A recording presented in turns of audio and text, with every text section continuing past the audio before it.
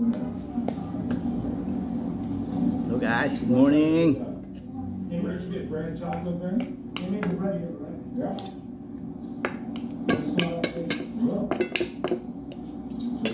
Kain tayo. As usual, dapat pong kumain everyday, umagahan, tanghalian at hapunan.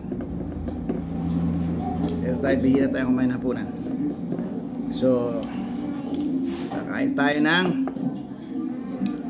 dating gawi. Alam niyo na ang ulam ko. Ito.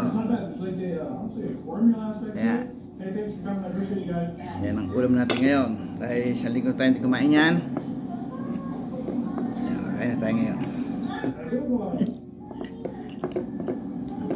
Pagkain. Meron tayo soup dito, soup. Ayan.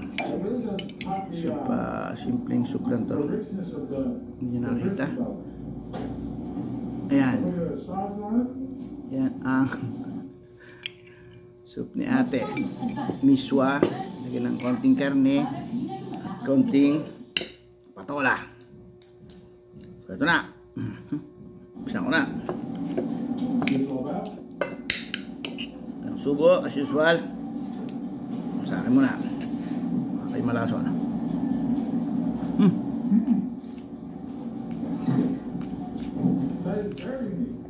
Sarap pa rin. Hindi nagbabago yung paggawa. Siyempre pagluto madali lang. Pero yung pagkagawa nila, sarap pa rin. Nakatakam. Up, balong subo. Sa akin pa rin. Hindi pa natin lasahan.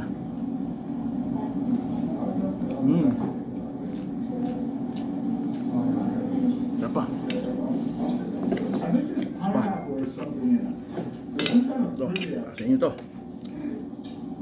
Naguli sa puto na batutay. Na-order po to. Bali 8 naman. Kaya ganun po tayo order ito palagi. Hindi naman araw-araw, kaya lang mga every other day pwede.